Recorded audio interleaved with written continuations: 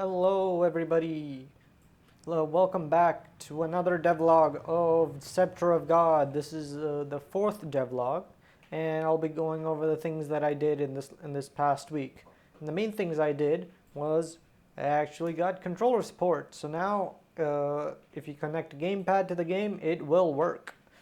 Currently it's only for Xbox because PS5 is quite complicated, but Xbox gamepads and generic gamepads are still working. So if I can demonstrate, so this is just me moving in my mouse with my keyboard, and now I'm picking up my controller. Yeah, look at that. I can move, I can jump, all that jazz. So that's pretty exciting. And another thing that I've done is I've updated my my Chargeshot code. So now in this game, not in addition to your bullets, basically in your normal projectiles, you will also have a Chargeshot, which you can hold down, it'll charge, and then you can fire, and it does this big explosion and hits enemies in an AoE area. Originally, the way I first implemented this in version 0.0 was so you can see the vestigial remains of this in my first-person character blueprint. I put this in here, where basically it goes through all this hullabaloo, and it starts the timer of the charging, and all this nonsense happens, and then it spawns the projectile after the charging's finished, But instead of all that, I put the Chargeshot code in my actual lance, the thing that's actually firing the projectile, and not in my first-person blueprint, to make it much better. So now I have only one enhanced action, which is shoot, which is on the gamepad it's the right trigger. On the keyboard and mouse it's just left click, and I've combined both the normal shot and the charge shot into one input. So if so now in shoot it has two triggers. It will trigger on a hold and release, but it will also be triggered on just released. So now with how that works is in my lance, this triggered thing will activate on release and hold and release. Now the hold and release is for 2 seconds. Sorry, not 2 seconds. Which is it? It's 0 actuation. Yeah, around like 1 second ish, right? And it'll basically trigger on that. And it will trigger once. Sorry. Let me restart that. This will be triggered on in two ways. You just click the shoot button, or click the shoot button, or you hold it for a specific amount of time and then release it, and then that's the second time it will be triggered. So then it checks whether how much time has passed since the player has first pressed the button, and it will check if it has exceeded a certain threshold, certain time. So here you can see 1.9, so about 2 seconds. I'll probably make this like longer, but like just for right now I've made it 2 seconds. It will go into the charge shot enemy. It will fire a charge shot. Otherwise it will just fire a normal shot.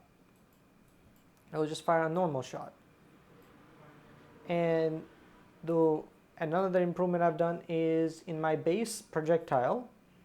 That's not my base projectile. In my base projectile, I've added a little multi sphere trace. So earlier I just used to fire the projectile at whatever it is, and then once the projectile collides with an object, then it will deal the damage. Now, but here I've added a multi-trace sphere object for all of my shots. So if I show this for duration, so my normal shot,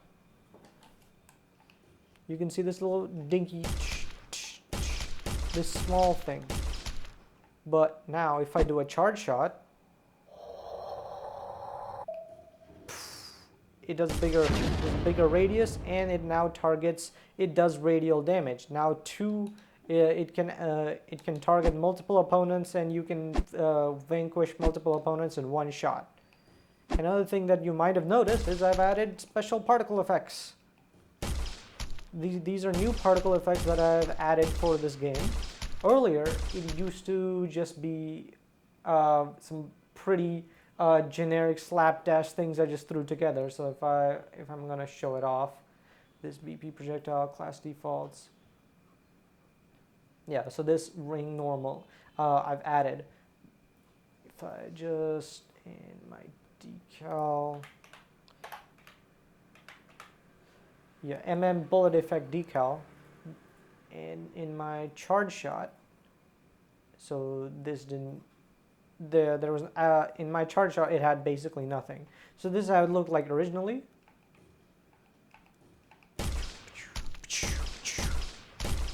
It basically did a little paintball effect. And my Chargeshot, that's all that did. But now I've created more like new Niagara effects in Niagara, and now, yeah, and now I can just use Niagara particles and use Niagara particles and clear that. Another thing you also might have noticed is that once you're finished charging, it does a little sound effect. Ping, and it displays a little ring to indicate, oh, your charge shot's ready, and now you can fire. That's fantastic. Let me just show this off without the sphere trace.